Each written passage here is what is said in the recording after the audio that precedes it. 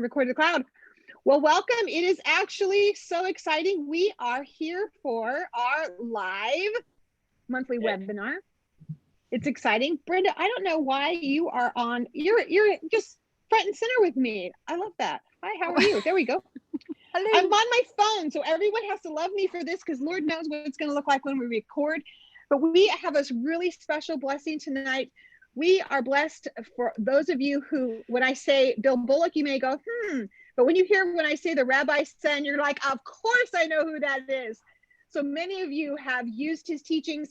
A lot of you, we've really encouraged you to go over to his platform, to grab his teachings, their archive for your children, especially during the season when they're homeschooling, which most of you are homeschoolers anyway. Now homeschooling is cool. But as you are homeschooling, what a great way for you to get them started in Torah. That's exactly how he started. I'm going to let him share a little bit. Just again, for most of you, there's a few on here who may not know Bill, but you get to come on. As you haven't heard us say it once, we've said it 300 times that Bill is actually our mentor. He's our teacher. He's our rabbi. He's the one who he dealt with us as we cut our teeth and had all the crazy questions and loved us through it. And, aren't you cute? That's what he'd say. Oh, aren't you cute? Aren't you cute? Yeah. Aren't you cute? Trying to do that Torah stuff. He does this, and you know already it's that. I'm in trouble, or I didn't say that right. Yeah. But what's really a blessing, and we've said this, is that we were so blessed to be rooted in. Yes. I'm not going to cry. In the redemption. Yes. Of Torah, because of Bill's teaching, and you'll hear tonight. The story that we heard, we could have easily, there's other groups we could have jumped into. I mean, I did start with First Fruits of Zion, and then God saw fit for me to come into under Bill's wing and to hear not just the head knowledge of this is what Torah says and this is what we should do, but what we heard was the redemption, the joy, the life that Torah brings. And so for me, the foundation that I have, I will forever be grateful for Bill's teaching and the way that he's taught us. And we're blessed tonight. As Bill's coming in, I moved my pages. I was taking other notes, but he's got a really fun, we talk about Esther, we have Purim coming up, and he's got a kind of a fun little message. I have my notebook here with like a million pens in case one wears out, but he has a message, understanding Purim, the kind of thing that happens when the romance goes out of the relationship. Okay, you had me. I got it. So I'm excited. Bill, welcome back. Welcome here. Those ladies are in such a treat. Go, do your thing. Well, it's good to be here, and hello everybody. If you know me, good to see you again. If we've not met before or been together in any of our gatherings or meetings or teachings, it's a pleasure to meet you and to know you. I hope we'll have a good time together. I know we will. The creator of the universe is good. And he does wondrous things through his word, through the books of his Bible, through his servants. And so you are all his servants. We're all here for a reason. We're here to honor and glorify the creator of the universe and to be part of his plan. So, I kind of would restate what Charlie said about the topic or the name of the teaching or the discussion we're going to have. And basically, it's very close, but here's the way I would phrase it with the right inflection of my voice, like a little Jewish mama or something. But here it is, understanding Purim. Well, so this is what happens when the romance goes out of the relationship. Well, we'll talk about the romance of the relationship. We'll talk about, hopefully I have a chance to really visit a bit about why we think there might be a lack of romance that goes with this particular holiday or this particular feast day or celebration. It's kind of strange because it has a reputation as being a very romantic time. We have, the movie One Night with the King, and it's so romantic. And we have wonderful Esther, and she's in love with this king, Ahasuerus and Xerxes, and they love each other. And unfortunately, that's not the real story. The real story is really dark. And there's no hero and there's no heroine in this process. You might need some heroin before the story is over when you start looking into it. This is a time, everything's wrong with this story. There's nothing about this story, at least when it begins, is right. It's like the biggest mess. I like to say that it feels like we have, in the covenant, fallen through the looking glass. And we've wound up on the other side of something in what Alice in Wonderland or something like that. And now nothing's right. Everything's upside down. Everything is disconnected. Everything is surreal. And that's what we really get to when we get into Purim. It's one of those holidays that the world looks at. And even I think Jewish people, even Messianic people out of the Torah movement, look at Purim like, well, I don't know if I like this or not. I don't know if I really want to be involved in that. People who don't know it very well, people who just see a little bit from the outside say, well, it looks kind of like a mix between Halloween because they dress up in costumes and Mardi Gras because there's parades and they act silly and crazy, and maybe St. Patty's Day because they drink a lot. It's a kind of a strange combination if you look at it from the outside and you don't understand what's really going on.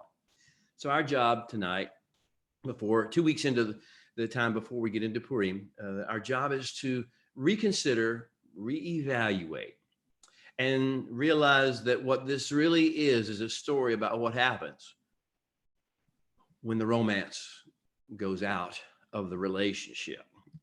Now, if you want to get the biblical basis for this holiday, you realize this is not, it's been said many times, I think it's well known, this is not a Leviticus 23 Moed. There's nothing in Leviticus 23 or in the Torah at all about celebrating Purim. And so many have just taken the decision, we're not going to do it. It just must be just a Jewish tradition. It must be something else that we don't want to add. And I get that. If you feel that way, I don't feel bad towards you. I don't hate you. I don't tell you you have to do this or you're going to go to hell or none of that stuff. That's not what this is about. But there is a reason why Purim is a unique day, a unique season for us to celebrate and to remember. And when I say celebrate, I don't mean just with raucous behavior, plays and parades and a little bit of drinking going on. I'm talking about begin to celebrate. This is a covenant remembrance. This is something to do with the covenant of God. And so I'll just kind of read to you, remind you of the biblical basis for doing this. It's not from the words of the creator of the universe himself. This is from Mordecai. Mordecai is the reason he wrote the decree that said what we're supposed to do. And here's what he said. This is in Esther chapter 9, verse 20 and following. So this Mordecai wrote these things, and he sent letters to all Jews near and far who were in the provinces of Ahasuerus in order to establish among them that they would celebrate yearly the 14th and the 15th days of the month of Adar, as the days on which the Jews had certain things, rest from their enemies, as the month which was turned from sorrow to joy for them, and from mourning to a holiday. And in order that they would make days of feasting and joy and of sending presents, actually portions, one to another, and giving gifts or donations to the poor. Those are the categories. So the Jews accepted the custom which had begun, and as Mordecai had written them, they did all this because Haman, the son of Hammedatha, the Agagite, the enemy of all the Jews, had plotted against the Jews to annihilate them and had actually cast Pur, or the lot, or the dice, to consume them and destroy them. But when Esther came before the king, he commanded by letter that this wicked plot that Haman had devised against the Jews should return on his own head. And so they call these days Purim, plural for Pur, the series of lots or chances or possibilities that went on. So that's where the biblical basis of all this is. But what exactly is it? And what does it mean? Why do we do this? Just to have a party? Excuse in the middle of winter, maybe to have a bit of a party and maybe let off a little steam, and dress up and do something unusual. What is it? And maybe to have some good food, hamantations, make a recipe. They're really good. I love that process. So those are the things that we do. But this is the only biblically based holiday that is specifically of, for, and about the diaspora. All other of the holidays, all the biblical holidays, even Hanukkah, has in mind Jerusalem and the temple, a pilgrimage going up to the Holy Land. This one is unique. This one is not that way. This one is for people who aren't going up to Jerusalem. This is for people who are kind of happy, kind of satisfied, at least resigned to stay in America or Persia, as the case was in that situation, or South Africa or Australia or California, other foreign nations, and say, we're happy to be here. We're going to stay here. This is just about us out here in the diaspora. And this is the only holiday of the calendar that's like that. So it's like, let's just say we fell through the looking glass. We're no longer focused upon Jerusalem. We're no longer focused upon the temple. We're no longer focused upon the Messiah. We're not focused on any of that stuff. We're living our lives in the normal world, going to work, raising kids, doing the things that people do, watching television, watching movies, engaged in the economy, in the workplace, in the marketplace, in foreign countries that do not really feel like home. And we've gotten used to it. And here's the situation. Everything is wrong with this story. We should not be here. We should not feel so comfortable where we are here. We should not have forgotten the beauty of Jerusalem and the plans and the promises of our King. So what's missing in this book? What's missing in the celebration? What's missing in the book of Esther, which we get Purim from? The first thing that's missing, the reason it's all upside down and it's so disorienting, is the fact that there's not a single reference in the entire 10 chapters of Esther to the Holy One, to the creator of the universe. You want to call him God, you want to call him Yod-Heh-Vav-Heh, you want to call him Yahuwah, Yahweh, whatever name you like to call him. Here's the one thing. None of those are mentioned in this book. The whole book is like he didn't exist. It's like he wasn't around. It's like we can live our lives without him. It's like he's not the most important thing in our life. That is one of the things that's wrong with this book. We are not in a state where he is the most important thing in our life. As a matter of fact, he doesn't seem like he's even a part of our life. We've got our other lives. The second thing that's missing that tells us this whole book's upside down is there's not a single allusion to the Messiah. Mashiach is not even a dream, and not even a speck of thought. It's not even a concept that we're thinking about. There's nothing in this book that would remind us or make us think of Messiah or the Mashiach that's coming, the restoration, the redemption, the plan. None of that's here. Again, third thing that's missing from this book, from this time that we celebrate, is that there's not a single reference to the covenant or to the grand redemptive plan. The plan, as I like to say, and I hope everybody learns to memorize it, the plan of the Holy One. What is he here wanting to do? He wants to redeem mankind as a species, bloodline by bloodline and household by household, and not to stop there, but he wants to restore all of creation, hillside by hillside, valley by valley, region by region, nation by nation, continent by continent, to its original intended Edenic state of beauty and fruitfulness and shalom. Powerful. That's what motivates us about life. It's not even referenced. None of it's referenced in this book or in the story or in the whole celebration of Purim. This is not the focus. That's why everything's upside down. Not a reference to the covenant, not a reference to the Torah, not a reference to the patriarchs, Abraham, Yitzhak, or Yaakov, not a reference to the Psalms, not a reference to the writings of Ecclesiastes, not a reference to the Song of Songs, which is the most romantic of all, not a reference to the prophets. Not at the time all these events took place, We had some pretty powerful prophets going on. We had Yeshayahu, all known commonly as Isaiah. We had Yirmiyahu, known commonly in the English Western world as Jeremiah. We had Malachi getting ready to prophesy. We had Haggai. We had Zechariah during this process. All these were going on. These prophets were coming out, but we don't mention them. We don't talk about them. We don't talk about their message, which is always come back to the Torah. Come back to the ancient past. Come back to your king. Leave the world. Come out of her, my people. We don't talk about that in this book, in this series of moments, because you see, we've lost that love and feeling. The romance has gone out of our relationship, and we're satisfied where we are. Another thing that's missing in this entire story and the things that we celebrate, there's no tangible miracles. The Holy One never speaks. He never appears. He never does any work. And they say, wow, look what our king has done. That's unique among the books, basically.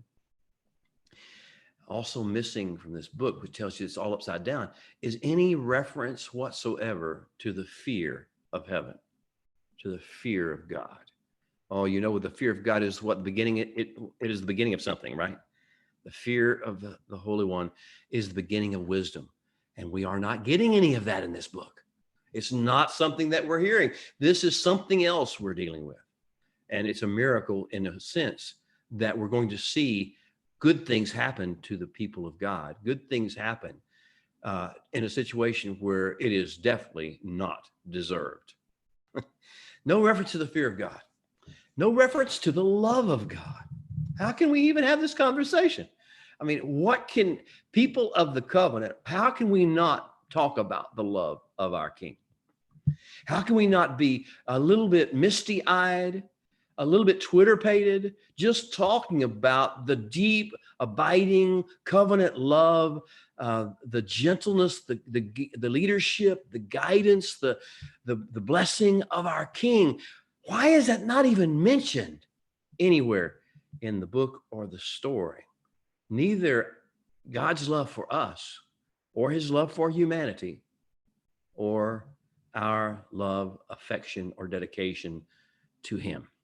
Never. It's not part of the story. Same is true with regard to the service of God. Shaul said things like, you know, this is your reasonable act of worship, your reasonable act of service to what? You know, that your lives would become a living sacrifice, that we would offer ourselves. That's not mentioned. None of that stuff is mentioned in this book. The service of the Holy One is not mentioned at all. There's no reference in this entire book or the story to the Sabbath. It's almost shocking to us. No reference to it. The most important infusion of holiness that we ever receive as part of the covenant, the time when heaven touches earth, we don't even refer to it. We don't reference it. No one seems to be observing it. There's no reference to unleavened bread or Passover. There's no reference to Shavuot or Pentecost. There's no reference to the Feast of Tabernacles. There's no reference to any pilgrimage to Jerusalem. There's no mention of Jerusalem. There's no mention of Israel. There's no mention of the tabernacle or the temple. There's no reference to the different diet that we have than the nations. No kashrut, no kosher food. There's no reference to any of that in this book. That's what I say. Something's really wrong here. The things that you would expect to find in any people, around any people that are in the covenant and who have met and know and been amazed and awed of the Holy One of Israel, none of that stuff is in this particular book. So here's some questions that we have to think of before we get into this story.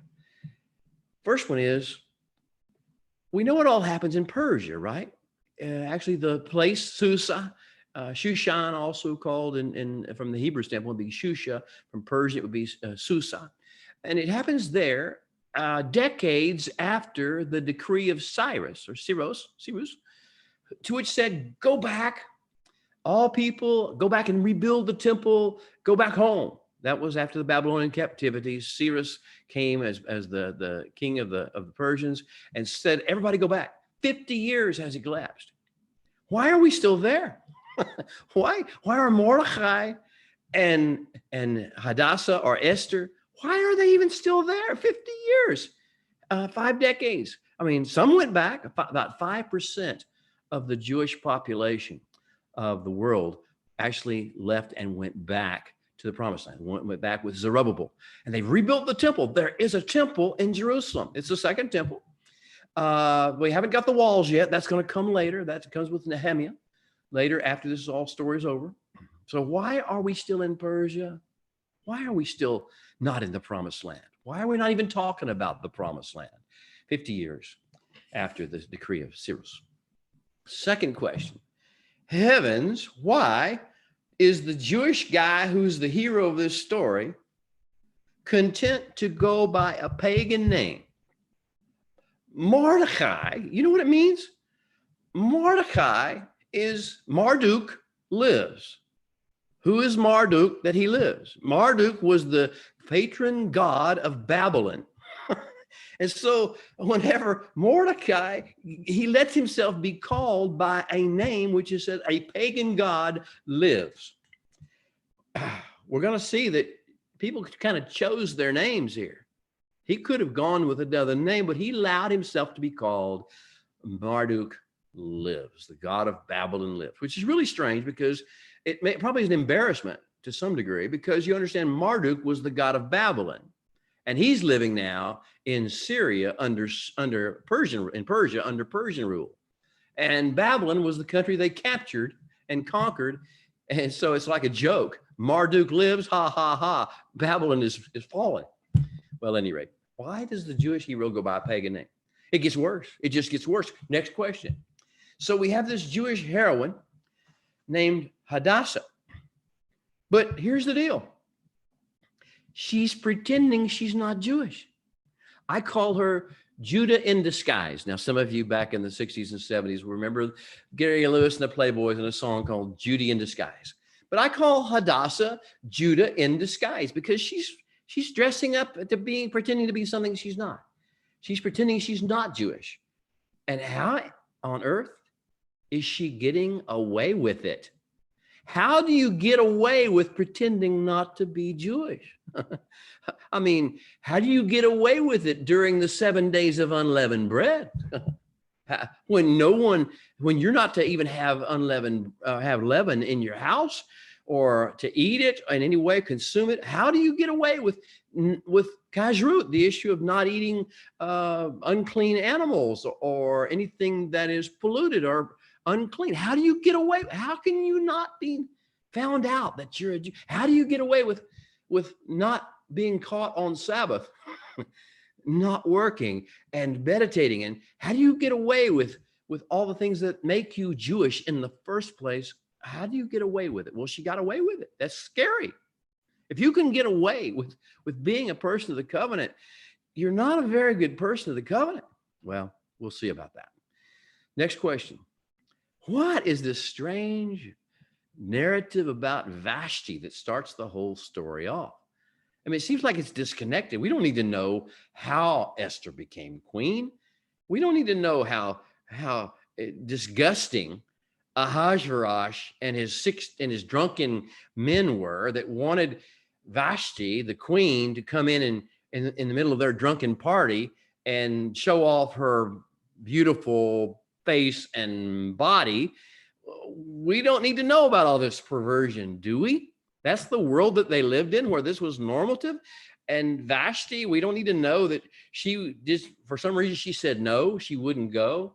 And the natural response was, well, then off to be with her. So no, we're going to fire her from being queen. We don't need to. Do we need to know that? What is it trying to do? Is there something behind the story? Is maybe Vashti not only a real person, but a symbol of where we are, of us having lost the romance? Maybe Vashti is us. And maybe the Holy One has called Vashti, us, to go back to Jerusalem, to appear and to show off her beauty. And maybe we have refused, and maybe that's why we're where we are. And maybe that's why everything's upside down. And maybe that's why things aren't going right. And maybe that's why it seems crazy, the world in wonderland of curious and curiouser. And maybe that's what the Vashti narrative is trying to tell us. The next question is, before this over, we're going to start celebrating how many people we killed. Did you hear what I just said? We're going to be celebrating the number of people that we killed in the various cities because they were going to try to kill us. And so it's like, when did we start celebrating the death of the sinner? When did that become a normative thing for us? What is wrong with this picture? Why can't we just celebrate the fact that the Holy One watched over us? His covenant is sure. He delivered us. Why do we have to celebrate the dead, the death, and the humiliation of Haman and the other people? What is this? And then there's a point in chapter 8 where it talks about how when Mordecai and Esther rose up and they were given full authority to do what they wanted to do, many people converted. Many people of the Persian and the nations, they converted and they became Jews. And it says they were converted for fear of the Jews. Did you hear what was said? Fear of the Jews?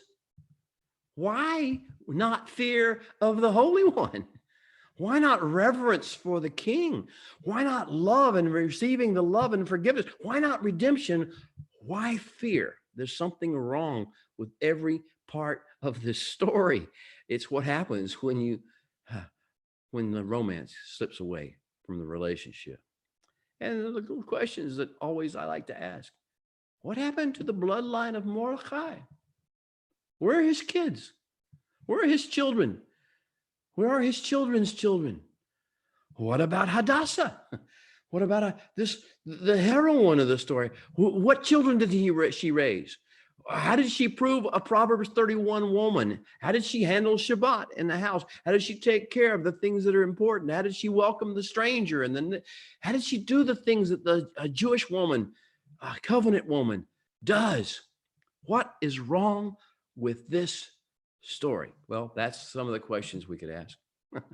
Whenever Charlie asked me if I would consent to share some things with you, I started praying about this. And those of you who know me very well, you know that I was born in the 50s, so I was raised in the 60s and listened and played music in the 70s. So I'm praying about, what about Purim should I say, what I talk about. And as I'm driving down the road, I'll just kind of sing this for you, and some of you are old enough to pick it up, hopefully. Well, I came upon a child of God. He was walking along the road when I asked him, "Tell me, where are you going?" This he told me. He said, "I'm going down to Yasker's farm, gonna join in a rock and roll band. I've got to get back to the land and set my soul free." Then the chorus. And then it says, "Well, then can I walk beside you? I have come here to lose the smog, and I feel like simply a cog in something turning. Well, maybe it's the time of year, and maybe it's the time of man, and I don't know who I am, but life is for learning." Well, that's the song Woodstock. Actually, it's written by Joni Mitchell back in 1970. And here's the story. Joni Mitchell was not at Woodstock. I don't know if you know this or not. Joni Mitchell wrote this song for Crosby, Stills, Nash & Young. She was dating Dave Crosby at the time. And whenever Woodstock was going on, she had a special event. She was asked to be on one of the talk shows. And so she decided to opt for that. So she never went to Woodstock, but she sang about it, and it became the anthem of Woodstock, of the whole series of events. Why did I bring that up? Well, that one line. Well, maybe it's the time of year, and maybe it's the time of man. And that's what I begin to catch the vision what I believe the Holy One was trying to talk to me about Purim. Maybe it's the time of year, or maybe it's the time of man. It's the state we are in. It's the state the world is in right now. It's the state that Esther was in, that Mordechai was in, that Ahasuerus was in, that Haman was in. It's a state that we live in right now. This is just when everything's upside down. And all we want to do is run away and go to join a rock and roll band.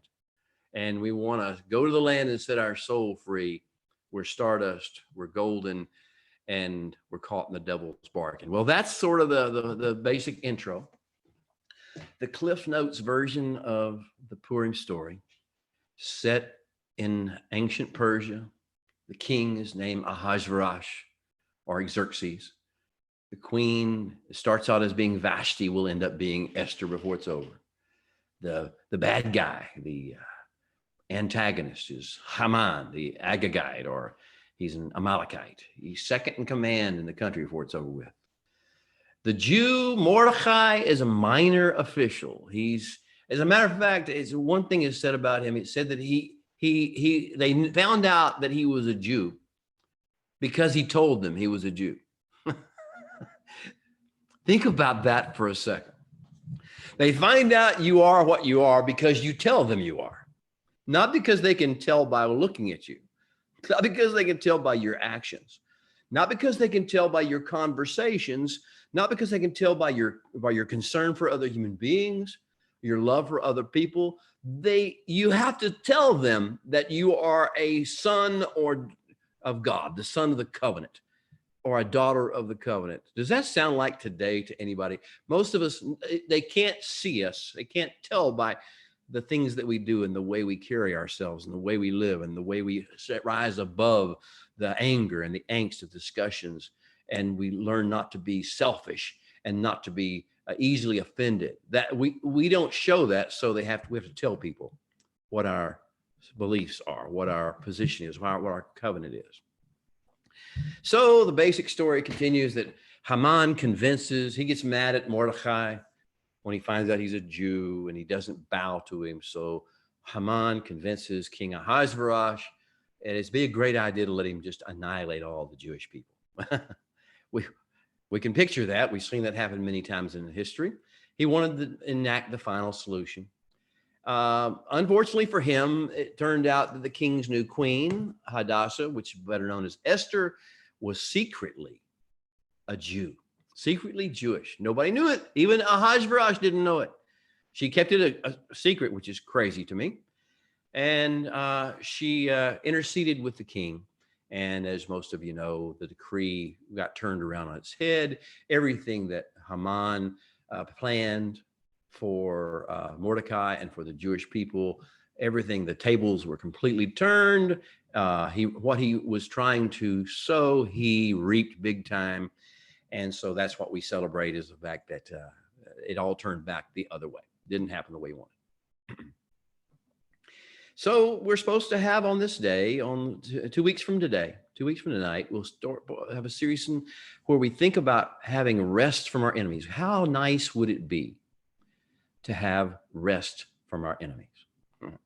To not have to sit there and say, what are they saying about us? What are they planning? What are they plotting against us today? Well, I hope you understand that we're in a season again. Maybe it's the time of year, maybe it's the time of man, but we're in a season again where our enemies are really rising up against us. And they really do hate us, and they really do blame us for everything that goes wrong in the world. And they really would like to destroy us, and they really will try. It would be nice to have rest from our enemies, but we're not going to get that anytime soon. Now, the other thing that we're supposed to do is celebrate the fact that that somehow others, sorrow got turned into joy. That there is in this world a possibility of sorrow being turned into joy. Everything that makes us sad, everything that makes us afraid, everything that makes us worry, anxious, depressed, everything like that can be turned into joy. Would we like to be able to celebrate a thing like that? Was that something the world needs, is to have that knowledge? Well, of course it is. I think it's one reason we do Purim, and it is a bit of a gas. It's kind of crazy. We enjoy it. We should celebrate it. The next thing is that mourning can be turned into celebration. It's a day of goodness. We're supposed to have a day when goodness is the theme. The good. Wouldn't it be nice to have a day when at least the people of God focused on goodness, not on politics, not on what's wrong with the government, not what's wrong with the church or what's wrong with the synagogue or what's wrong with religion? Why don't we just focus for at least a day?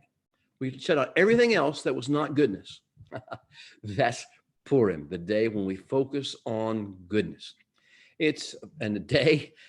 It's a day. The Bible says a day of drinking. The idea of drinking, whether you use alcohol or whether you don't, the idea of indulgence is we're actually not doing this for our own fleshly purposes. We're not doing it in an indulgent or an overindulgent way.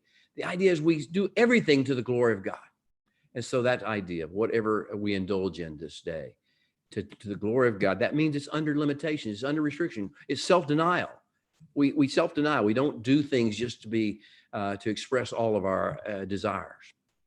And then we send portions, manot, to one another. We look at what someone else needs, what someone else would enjoy, that would bring joy and fulfillment to their day, and we give them that. And then we look for the poor. We focus. Would it be good to have a day when we actually were cognizant, aware of the people that we know, not the poor in some foreign continent, the poor that we actually know that need something, and we actually do something for them. That's the basis of what this festival is about. Now, the rest of the time, large part of the rest of the time that I want to discuss with you this issue of the romance, the romance factor as it pertains particularly to the God-man relationship. Because when we get 2 weeks to get ready for Purim, we can get ready by getting a good recipe for Hamantashen. We can get ready to stage a play or a parade. We can get ready to give gifts to the poor. But if we haven't taken care of the basic need, we've missed the whole idea of Purim. How do we restore the romance factor to our relationship with our Creator? Because that's what was really missing. I will tell you that this is not just a good way, good discussion to have regarding the God-man relationship. This is also important thing to keep focus on in marriage relationships. Every husband and wife get busy. They get wounds, they get scars, they get other priorities and focuses. And somewhere down the road in every relationship, it seems, there seems to be a diminution, a lack in the romance factor of the relationship. So we'll focus on the God-man relationship, but I want you to understand this also has application to your marriage and to your family relationships. The first thing to recognize the romance factor is, how do you know when the romance factor is in your relationship with God or with your spouse or husband or whatever? The first thing is that a large focus of your thought, a large portion of your speech and conversations, a large portion of your prioritization is what I call, it's not really my term, but I've coined it or taken it, the pursuit of the other partner's heart. Not their hand, not their brain, not what they think, not what they can do for us, but when we actually pursue the other party's heart. So if we're talking about the God-man relationship, the creator-created relationship, are we seeking what's on the heart of our King? I don't think you're going to see any of this in Esther's story. Even to the end, it was never a factor because there was no romance. It was merely they wanted to be saved, they wanted to be delivered, and they were. And the covenant's strong enough to cover that. But unfortunately, we miss so much if that's what we're focusing on only, not focusing on what is your heart, my King? What do you really desire for the world? What do you desire from me? What do you desire from me? This pursuit of the heart. And I want to encourage you. The first thing we want to talk about in any detail here, and I want to just stir, hopefully, your heart, that wherever you are right now, can we in the next 2 weeks begin to upgrade the romance factor in your God-man relationship? And the way to start is pursue his heart. Pursue what he's thinking. Pursue what he's feeling. Pursue what he wants. And I kind of paraphrase this by saying it's a dedication on our part to become more deep, intimate friends and companions, where we're not just servants and we're not just asking him to help us. We're not just, taking him for granted. We want to become closer, more intimate friends and companions. This is the first secret before we get to celebrating Purim. If we have not redeveloped our intimacy, our pursuit of the heart of our King, the rest of it will just be a tinkling cymbal, a clanging cymbal, or a tinkling brass. The next thing is that whenever a couple has seemingly lost a little romance factor, and the God-man relationship, when that is gone, you lose what I call couple vision. Couple vision means I think of everything from the standpoint of what we're doing together, not what I'm doing, not what you're doing, what we are doing together. Couple vision. Vision for what we are as a couple doing, how we are moving through this process. In covenant relationship with the Holy One, what is his vision for our lives? What is his vision for our family? What is his vision for our community? And he has one. What is his vision for the world, for the nation, for the times in which we live? What is his vision for the next generation that's coming up behind us? Get couple vision. Focus back not on so much what you want to see, what you want to have happen, but on what together as a couple you would work for. I call this, and to paraphrase it, staying on the narrow road to one fleshness. As you recall, when a man leaves his father and mother and is joined to his wife, they become basar echad, they become one flesh. But you don't become one flesh in one moment. You become one flesh for the rest of your life, for the rest of your days. It's a continual process of becoming one flesh. Well, that's the couple vision. I'm trying to lose part of me every day, lose part of my own selfishness and my own self-interest and my own dreams, and begin to mold those into the couple vision that we might achieve a deeper level of one fleshness, the romance factor. Third thing, how excited and enthusiastic are you about being the exclusive lover, friend, partner of the creator of the universe? How much does that thrill you? How much if you think about it, that I'm in an exclusive relationship with the creator. I am his person, his child. I'm his love. I'm his bride, and he is mine. I am my beloved's and he is mine. How much enthusiasm, how much excitement is there in your relationship? This is what I don't see happening anywhere in the book of Esther. And I sit there and shake my head and says, this is the problem when we get absorbed in exile. When we get comfortable where we are, we lose focus on him and we aren't excited about him anymore. Yeah, we may follow through and go through the motions. We may consider ourselves intelligent. We may study, but we have no real excitement, no real enthusiasm. We don't sense this almost joy, excitement that we belong to him and he belongs to us and we are flowing together. The next thing that happens in couples or in a God-man relationship when the romance factor begins to wane, is the fact that it's not fun anymore. Now, life is not all about fun. Marriage is definitely not all about fun, but it needs fun somewhere. You need to have a sense of almost frivolity at times, of simple pleasure, of enjoyment. Are we having fun yet? Are you having fun with the Holy One? Are you simply enjoying the company that he provides for you and the plan that he has for your life? This is the question. Else we're going to run into the looking glass. We're going to fall through the looking glass. It's going to be everything upside down again. The fifth item of recognizing the romance factor is, are we still curious about him? Do we still want to know more? Are we still actively pursuing a deeper level of relationship, a more knowledge of him, more understanding of what he does and why he does it? Or are we content? Are we satisfied? Have we stopped our pursuit? Have we stopped our curiosity? These are the questions of this. And you don't see any of that going on in Esther's story. They don't see this hunger. You don't see, as the deer panteth for the water, so my soul longeth after you.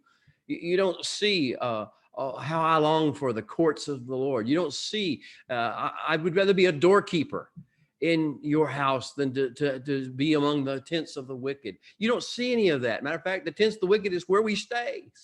It's where we hang out. That's where our lives exist, in the tents of the wicked. And we have lost the hunger. This is the issue. Do we have a desire to go into this, to follow out? Do we have a separation anxiety? If you have a mother, if you're a mother or a grandmother and you have a child, young child particularly, in toddler age, they have something called separation anxiety. They do okay as long as they're with you, but whenever you start separating out and you have to live kind of separately, there's a sense of anxiety. It's kind of scary when you're trying to drop the kid off for daycare or with a friend or whatever the case may be. But nevertheless, what it tells you is there's a deep, strong connection between the child in this situation and the mother or the grandmother.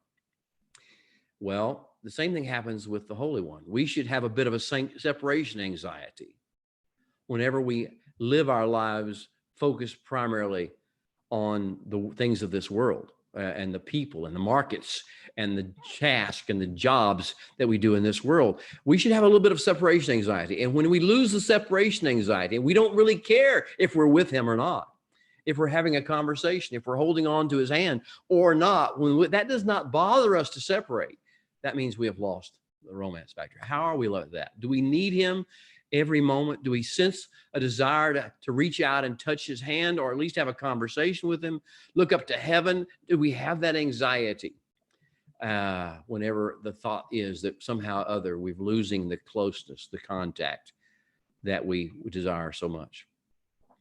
And then there's the enthrallment part where we actually, people can look at us and say, oh my gosh, that person is definitely in love. That person is definitely caught up in a relationship. And that's the most important thing. That's what they talk about. You know, you've been around young women whenever they are in love, when they have found their soulmate, they believe, they can't stop talking about them. They can't stop talking about how smart he is, or how cool he is, or how gentle and kind he is, or how good a father he's going to make. That they talk about him all the time. They think about him all the time. How are we doing on that with God? Do we talk about him all the time? This is why when I hear or I read or we read in the story that no one knew that Esther was a Jew. Mordecai had to tell everybody that he was Jewish, that he was of the covenant.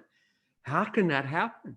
If we have the romance factor, if we're in love, won't we be talking about it all the time? Won't this be a part of every conversation? What is happening to us that it's not? All right. I want to make sure what I'm doing on time here. Okay, so I'm still okay for right now. You're doing great. All right.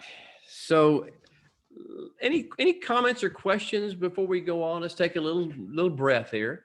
And if you have something you'd like to kind of share or talk about, or if this has stirred something, or if you got a question, anybody want to kick in? I know most of you are not shy, so any comments? I was just looking through the comments real quick. Let's see if we could. Cindy said, it's funny how the cycles of life and living in scripture and world history, like there's nothing new under the sun. It's just another cycle. It's just returning and returning. Nothing new under the sun, Mary said. And Tamara said, this is replay worthy. It's a lot of information already. Yes, it is. Fantastic. And Charlie said something, she quoted you, Bill. She said, I am in an exclusive relationship with the creator of the universe. And really just to even say those words, how good is that? Those words. Wow. Yeah, when you said that, I was like, wait a minute, that just, I had to sit, not like, I need to go to, I need a nap already. Like I am in an exclusive relationship with the creator of the universe. Now we've been talking, Bill, a lot about identity. Like that's been a huge thing this last month. It's like, what is your identity? Crazy hair. What is your identity? Who are you and whose are you? Right. And this, I mean, just saying that, it's like, that's my identity. I'm in an exclusive relationship with the creator of the universe. So that was blown away. Disgust, all of you. And really, you know, obviously people know about Purim. Most people do, at least. So at least they have an idea of the things Right. you go through to actually celebrate the day.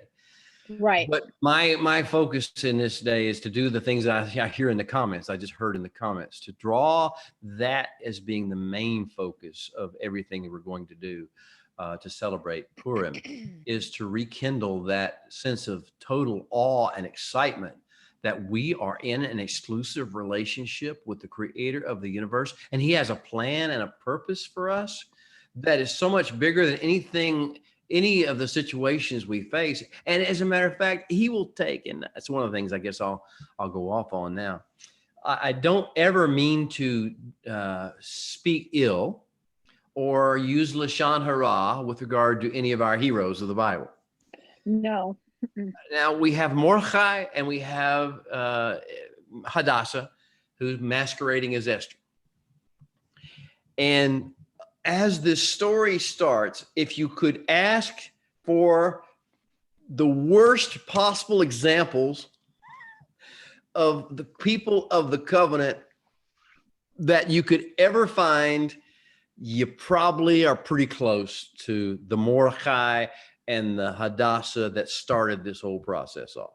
And if you realize how Hadassah became queen, it wasn't a beauty contest. Some of the stuff that went on it's perverse. The whole society was perverse. It was normative in this situation. Now, the point is not to demean them for being caught up in the world and in the atmosphere and the culture they were in. The point is to say that even in their lower estate, even in the mess that they were, he took something in them and he did not forsake his covenant. To the contrary, he brought out what was good and what was potential in them, despite the fact they deserved none of it. They could earn none of it. They merited none of it. But he, because of he's faithful to his covenant. Now, what I point out to that is, again, not to in any way say that we're more spiritual or better than Mordechai or Esther. Heaven forbid. What I am saying is, if it could happen for Mordechai and for Esther, if the creator of the universe could find something good and something of potential for kingdom administration in them, here's the good news. He can find it in us. He can find it in us where we are right now. He is not limited by our folly, by our anger, by our frustrations with the world, or by our sense of selfishness or our sense of materialism. He is not limited by that. He sees the deeper things that are in us, and he can make of us something that is stunning and beneficial to the world. And that's, I think, to me, the biggest message of this whole story is that you did that with Hadassah, who hid the fact that she was able to cover up and nobody even knew she was Jewish. You could do it with a Mordecai who allowed himself to be called by a false god's name when he could change his name, like he did with Esther. He gave Hadassah the name Esther. Why couldn't he call himself something besides the disgusting name of Marduk lives? You could do it with them. Oh, I know you can do it with me. I know you can do it with my friends. I know you can do it with my children and my children's children. I know you can do it with my grandkids. Even though they're not living a way that honors the covenant right now, you can still do that. So I hope that is helpful to all of you.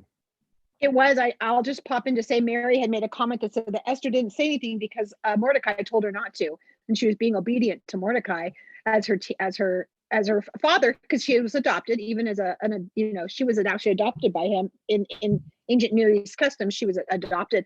The other thing it brought to my mind, and then I'm going to get out of here, but it's exactly where we are in the Pasha, right? It's exactly where we are right now. We have a group of people who had been immersed into a culture, who had been, I mean, we have Joseph, called himself by another name. Looked, they didn't even recognize him. He was so Egyptian.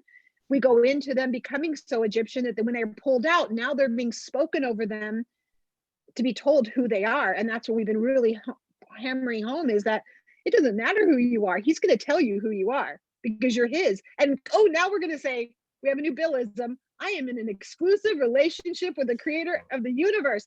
It does not matter if I look like the world. He's going to pull the world out. He's going to love the world out of me. Right. So we have this scenario where, what should we be feeling? What should we be feeling? Maybe it's the time of year. Maybe it's the time of man. But somehow or other, we know we should be feeling, and we should be sensing, we should be desiring something more. And so I'm going to refer you back to Psalm 137. Whenever the captivity started, whenever the Babylonians, this is before Persia, when the Babylonians took over and they brought people out, they took them to the Mesopotamian region, which is still the same region where the Persians were going to hold Mordecai and Esther and others. Here's the words that were spoken. Here's the words that were written, what we felt at that time. By the rivers of Babylon, there we sat down, yes, and we wept when we remembered Zion. We hung our harps upon the willows in the midst of it. For there those who carried us away captive asks of us a song, and those who plundered us requested simcha, joy. And they said, sing us one of the songs, the shirim of Zion. But how can we sing the Holy One's song in a foreign land? Ah, if I forget you, O Jerusalem, let my right hand forget its skill. And if I do not remember you, let my tongue cleave to the roof of my mouth. If I do not exalt Jerusalem over my chief joy. That was over 100 years ago. But where did the feeling go? Where did the sensation, where did the hunger go? Where did the desire go? We lost it somewhere along the way. And then in 50 years previously, these events, Cyrus, king of Persia, says, all the kingdoms of the earth, the Holy One has given to me, and he has commanded me to build him a temple in Jerusalem, which is in Judah. Whoever is among you of his entire people, may his God be with him. Let him go to Jerusalem, which is in Judah, and go and build the temple of the Holy One. That was 50 years ago. And why didn't we go? Why are we still here? 50 years, 5 decades, and many, 50,000 went. 5% it turned out of the population actually heeded Psalm 137 and the hunger and the decree of Cyrus in Ezra 1:3. 5% went. 5% of us cared enough about that to go. So what was going on? What is it that kept us in first Babylon and then Persia? Well, I say the first thing that kept us there was life in the fast lane. Laissez les bons temps rouler. Let the good times roll. Life in the fast lane. We were living in a superpower. We were living in an economy that was from time to time booming. We were living, and it seemed important. We were the most powerful nation in the world. We were in, there were 127 satraps, 127 provinces, and this kingdom stretched all the way from India all the way to Ethiopia. That's a pretty cool kingdom. So we were living life in the fast lane. What was Jerusalem to us? What was the temple of the Most High to us? What was the time of fellowship and intimacy to us when we were living life in the fast lane? The second thing is there was bad news coming in from the gallery. There were rumors that we were having a superpower implosion, that this whole thing, we had to hold it together. So we felt like we had to somehow hold this together, because what was really happening is Persia was imploding. Persia, especially under Ahasuerus, he was not a great king. And he was certainly not a great warrior. As a matter of fact, it was Ahasuerus who started the downward trend and caused it. They lost an invasion to Greece. They lost their world influence and domination. And so there was a sense that maybe Persia needs us. He needs us. And we don't want to preside or be responsible for a superpower implosion. That's the same thing we have in America. Our superpower is imploding. It already has imploded. We just haven't caught up to the implosion yet. And so there's a sense that we don't want to get caught up. We want to focus on why we're having an implosion. Who's to blame?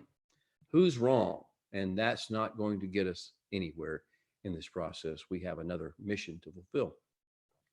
The third thing is that we have adopted culture and ethnicity appropriation. We have appropriated the culture of this country, like they did in Persia.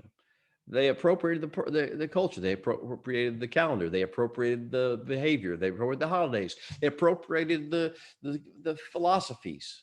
They appropriated the religion. Everything was appropriated, and that's what we seem to have today. We're more Americans than we are covenant members, and none of that Torah stuff.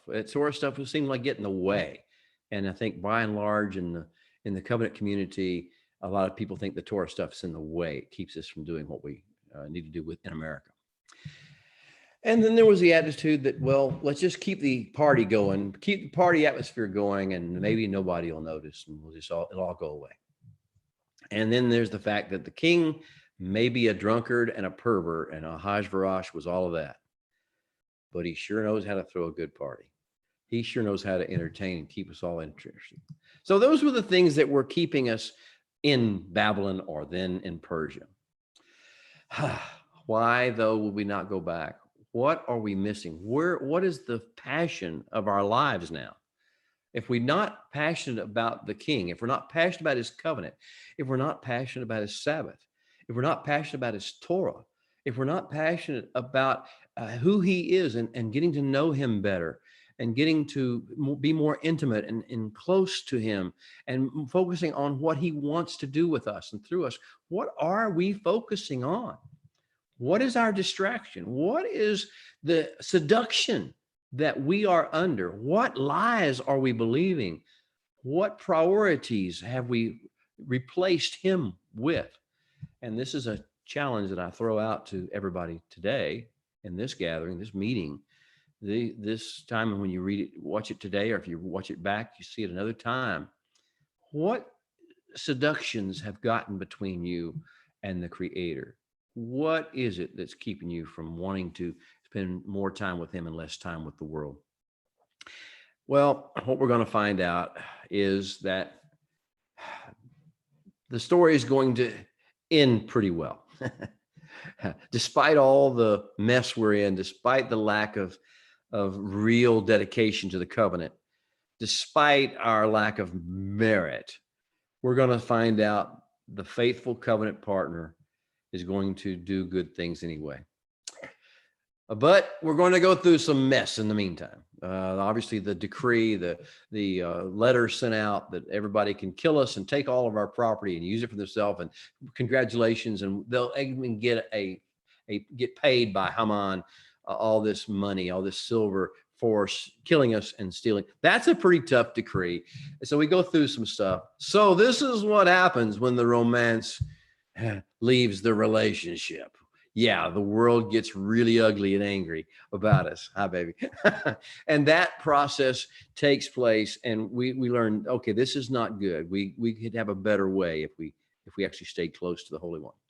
But what's going to happen is not only is it going to turn out okay, we're going to survive this situation, but in a few years, one of the young men who is just I don't know how old he was. We don't know his age, but he was probably a very young man or maybe a child at this particular time when all these events were taking place. A young man whose name was Nehemiah.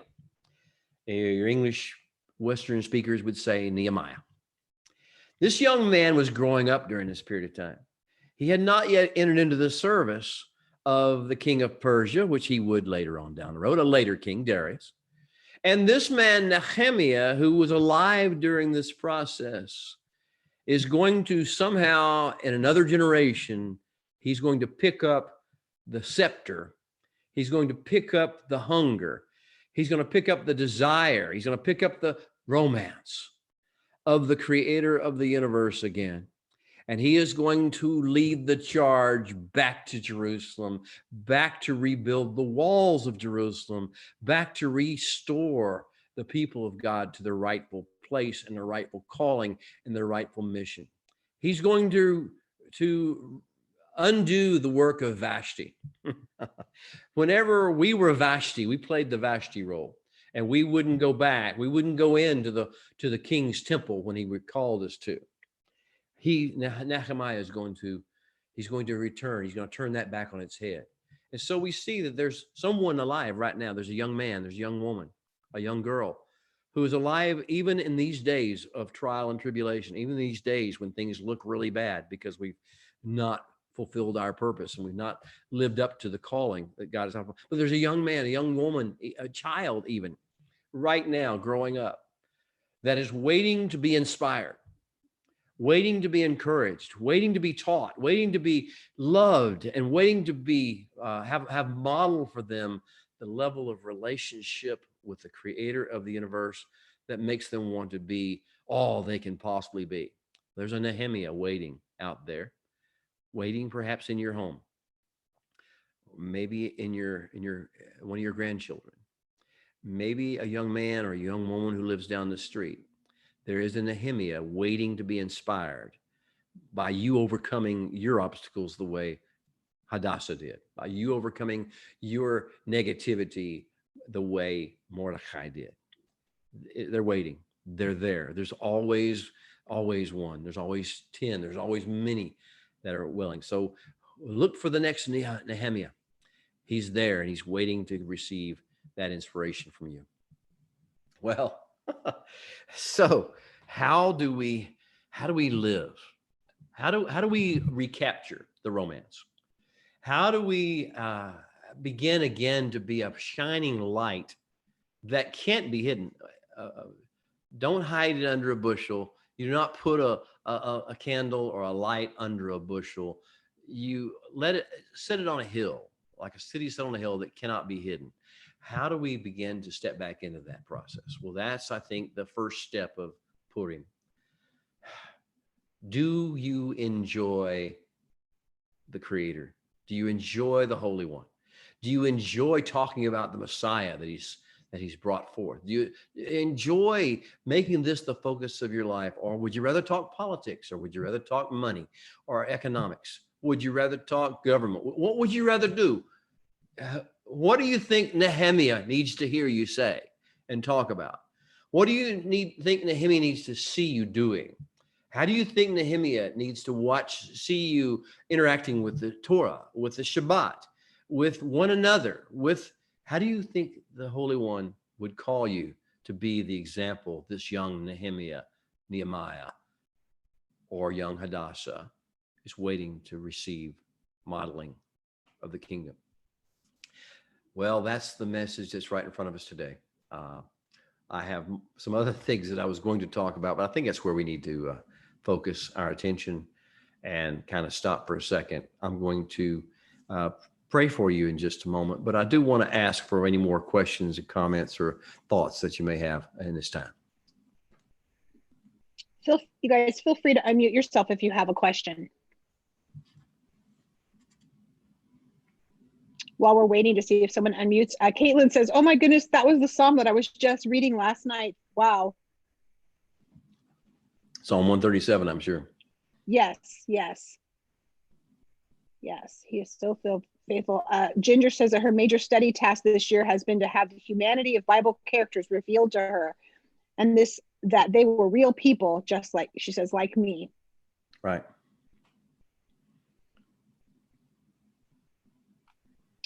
Any I other love that. questions? I was Yes. just going to say, I really love that. What does the young Nehemiah need me to model, to speak, to say, to walk out? That's just such a great way of a great lens for us to look through, is those that are rising up, that are going to be the leaders of the next generation. When we've finished, when we've vanished, and they're rising up to lead, what can we do right here and now that's going to inspire them and encourage them and strengthen them and model to them? That's mind-blowing. Very good perspective. Thank you. And most of us have someone like that we know is waiting in the wings. Or they don't know it yet, but we instinctively know that that grandchild or that child or that neighbor down the street is just waiting for someone, a breath of heaven to blow, and someone to be a little bit of an example or a guide or an inspiration. And this is that time when we sit there and say, okay, now I could be all focused on the stuff of the world. I could be all focused on what's going on and what's wrong with it. And I could be all focused on the money and all focused on the politics. But what do I really need to focus on, my king? We're in this exclusive relationship. We've got a projects that we're working on together. You've got all of history to have this, but you've got a generation coming up behind you that you want us to be a witness to, a storyteller to, a mentor to. And where is the person, and how can we be a mentor unto them? That's so good. That's so good. As you're saying that, we see Kathy with her littles all around her. Yes, I Bill, see that. Kathy takes in foster children, and so she has such a huge heart. I know they've had a hard day today, but she jumped in even after a super hard day in court and all kinds of things. And blessings to you guys. Blessing, guys. We see you. Hello, hello.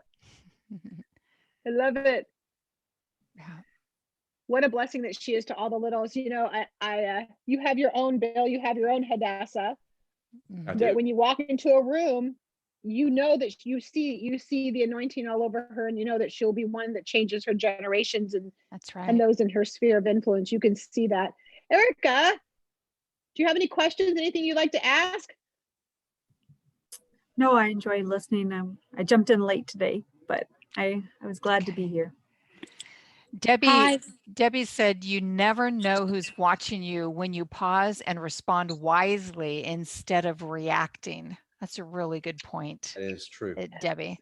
Yeah. Only Love, I'm sorry to interrupt you. Go ahead, sis. Brenda, shalom, Mr. Shalom. William. So I was Shalom. saying hi to my little friends. Hi, friends, with Kathy. Hi, sorry. Hi, friends. No, you're wonderful. You had made a comment about Esther being an orphan. You want to expound on that a minute, or just talk about that a minute? Well, Esther, you know, I mean, she had Mordecai in her life, but she was, you know, essentially an orphan. So when I talk about, well, my Hebrew name that I was given at 18 is Hadassah or Esther. And part of my testimony is some of my childhood was spent in foster care. And mostly with my grandmother, thank the Holy One. But, you know, I just like to encourage, if I'm doing advocacy and meeting young people in foster care, if it's appropriate, I do like to encourage them with the story of Esther. It's not a perfect story, but the Holy One specializes in using imperfect stories and imperfect people. And so I just, for Purim, I'm going to invite people to donate to organizations that work with foster children. So that's an idea as well. But hi, little friends, and thank you, Mr. William, for your lesson. It was a blessing. Sorry, I got distracted by my little people. That's wonderful. That's great. Perfect. Does anyone have anything else they'd like to say or add to? Questions? Oh, but Nitsa, are you still on here with us?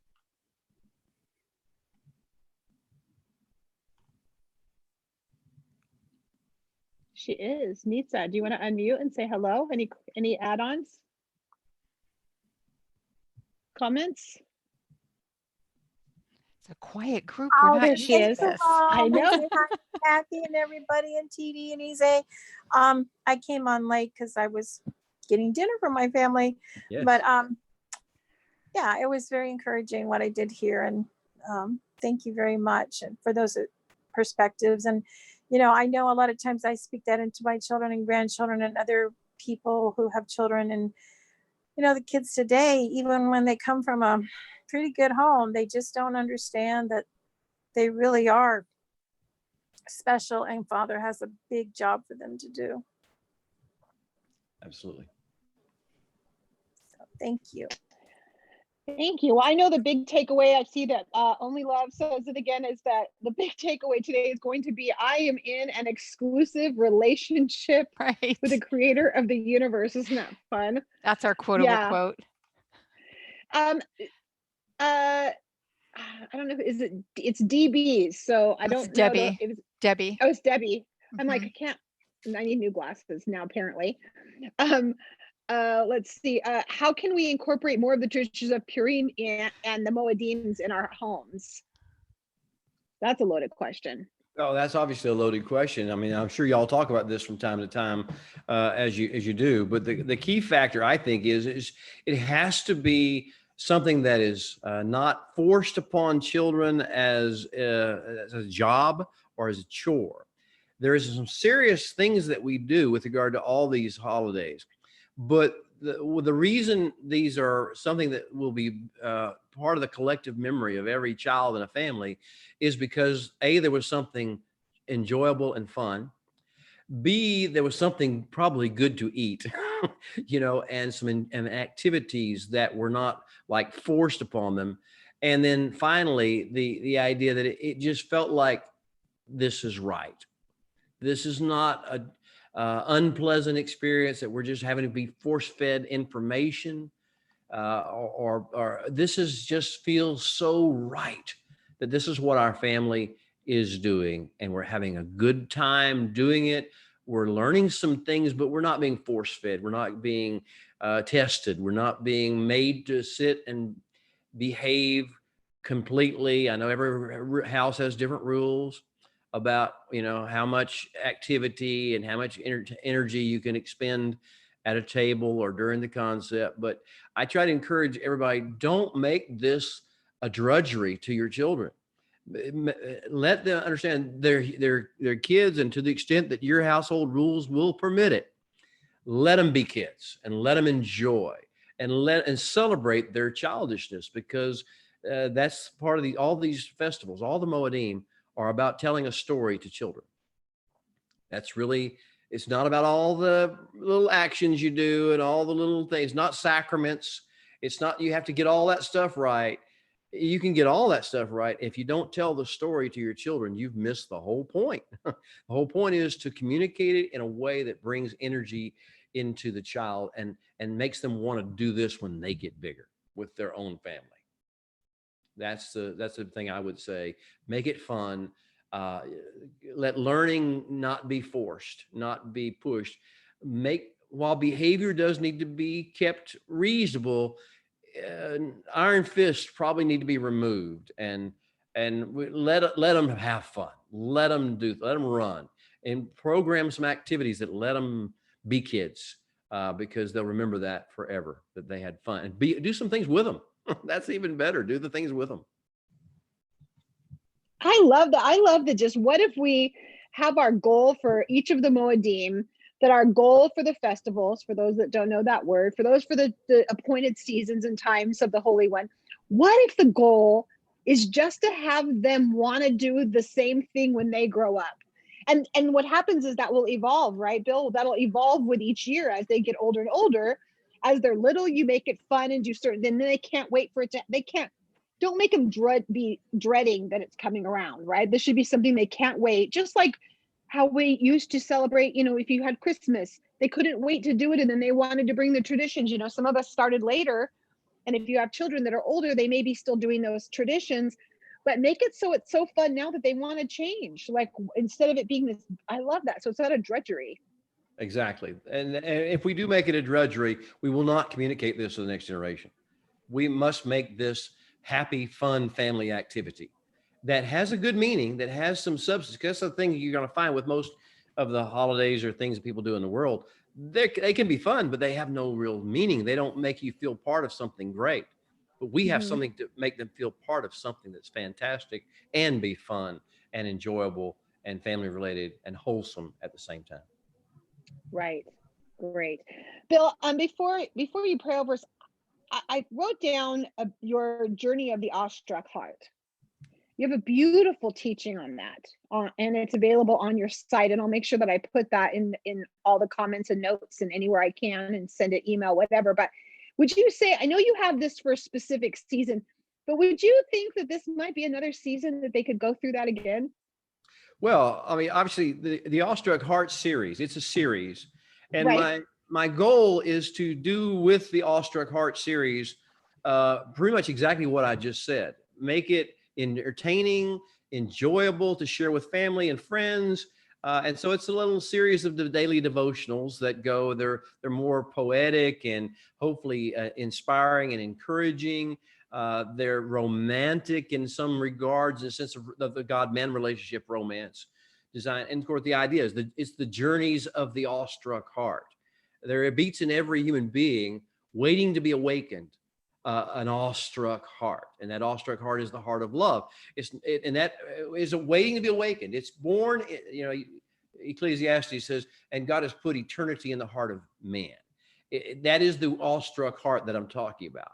The sense that most of us forget it on a day-to-day basis, but deep inside of us, waiting to be blown upon, waiting for the inspiration, is an awestruck heart. Well, the journey of the awestruck heart is a series of journeys through the different seasons or moedim or festivals. And one of them that I have, and the one you're probably talking about right now, is the one I've done for Purim. And so it's 5 days with the Queen. It is the journey of the Purim journey of the awestruck heart. And I also have one that's already ready and being used now for the late summer journey, which is during the month of Elul, 30 days during the month of Elul to prepare for Rosh Hashanah, Yom Teruah, and Yom Kippur, and for the high holy days and for Sukkot. That's that journey of the awestruck heart, the late summer journey. Also have a midwinter journey, which is the 8 days of Hanukkah. So I have that. These are the ones that are already ready. And the Purim one, if you haven't seen it, you haven't read it, I think you'll really like it. It actually is my favorite of them all. I love them all, but I really love the Purim journey of the awestruck heart. And it takes you through the life of Hadassah and Mordechai and the feelings, the humanity. Someone would mention the humanity of these heroes, and I think you'll really enjoy it. So to find that, it go to the biblicallifestylecenter.org. Biblicallifestylecenter.org is our website, and go to the publications page, and that should be the next featured item, the Purim journey of the awestruck heart. It's one of our things we do we have to have something to raise a little bit of funds to cover some expenses. So we ask for a donation. I don't even know what it is, but you ask for a donation if you do it. But if you can't afford it, we'll make that happen. But the idea of it all is that everybody gets a chance to look at Purim or all these festivals through a different lens, through a family-friendly lens, through a passion, relational lens with the creator of the universe and with one another. So I obviously, I'm sort of prejudiced because, I wrote it and it means a lot to our family, but I hope it will for yours as well. The Purim journey of the awestruck heart, the late summer journey of the awestruck heart, the midwinter journey of the awestruck heart, more to come. Okay. The awestruck heart series, it's very good. Now, also for those of you, you want to know, follow Bill more. You're going to see Bill on every Saturday. He's live on Facebook. And are you live streaming to YouTube now as well? Yes, or just Facebook? The Bill Bullock YouTube channel, and go on it if you would, and subscribe, and that way you'll have notifications. You turn on notifications, you'll know it's coming. But every Saturday morning from 10 Central Time to about 11:30 or 11:40 Central Time, we do a good long teaching, and it's like I say, it's on Facebook Live on Bill Bullock, or it's also on the Bill Bullock YouTube channel. I think you just get a replay on the YouTube channel, but either one of those, it's available. And you're going to get a great deep dive, and you're going to also get be able to go on to when you're on biblicallifestylecenter.org. You can also check hit the Rabbi Son. You can go into his archives and you can jump in and read the Parsha for the week. He has a teaching. It's Sunday through Friday. You're going to get every single day. It's amazing to use that, as I mentioned in the beginning, as curriculum for your children, because it was written, Bill, right, as for curriculum for your children. Right. That's all I was doing. I was not trying to do this for anybody. I was writing a homeschool curriculum for my kids. I had 3 boys at that particular stage that were full-time in my home. And we were making sure they, at each level, the oldest one would have something that would be appealing to them, that would keep them interested. The middle one would have something that they could get some help from the older one, and then they could do their own thing. And then the youngest one started when he was a baby. He learned Torah. He learned to read from the Tanakh before he learned to read anything else. And so that's that process of raising my kids. It was never about a ministry. It was about my family. And then it just happened that it caught on. People liked it and asked for it. And we wound up with a website. And now people all over the world have tuned into it. And it's awesome to me. I really wasn't expecting that, but I like it. It's good. Yeah, and there's free. wonderful. It's a great deep dive. Yeah, and they're free, so it's a great. You can go in and you can use them, and you'll get a great deep dive. He doesn't. I mean, again, that's where Brenda and I can say that's where we've grown up, and so we highly recommend it, of course. So, Bill, would you mind praying for us as we leave? I would be happy to and thrilled to. Thank you. And if you would just kind of join with me, however you like to pray. I just like to talk to God. I gave up on formal prayers a long time ago. Mostly I just like to talk to him. So Abba, our Father, it's wonderful to know you, to have an exclusive relationship with you, to know that you're our God and we are your people. That is just amazing to us. We will ask you that you would stir the embers of our heart, make us awestruck, awaken us, that we might not just be awestruck so that we can have a good relationship, so that we can lead our families and our children and our grandchildren and generations to come in that passionate love relationship between God and man that you ordained and designed for us all to have. Father, all the things that distract us, all the things that seduce us away from you, we ask you to forgive us. We ask you that you would be patient with us, and we know you will be.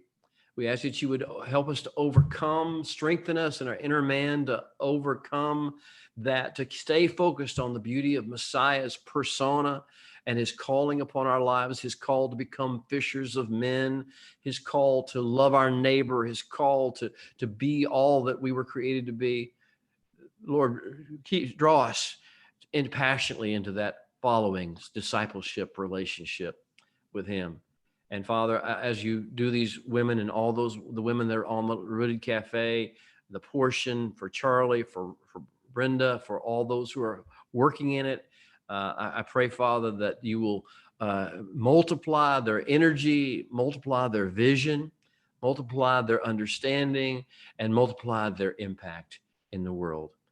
The world is in hungry need for someone to lead. May they all be leaders in this kingdom enterprise. Amen. Amen. Amen. Well, we pray for a blessing on you, and we know you've had a long day, I'm sure, working as well, and 100-fold return on your time and blessings. And we're excited. We'll make sure we get all the comments back to you as well from all the replays. All right. Very good. Thank you. Yeah, and you're welcome. You can reach out to Bill and ask him questions. And what's the best email if they have questions personally for you? Probably the best one is Rabbi Son, Rabbisson, just all run together. Rabbi Son or Rabbison at cableone.net, cableone.net, cableone.net, Rabbi Son at cableone.net. Perfect. And I will put all this also in for you all to be able to find it. I've been in the South too long. I'm saying y'all all the time. Y'all. Rabbi Son, yeah. Okay, well, bless you all. Mwah. Bless you all. Thank you again, Bill. We sure appreciate you. Thank you for reminding us Bye, everybody. This exclusive relationship that we're part of. Wow. Amen. All right. Thank you so much. Blessings to you all. Good night, everyone.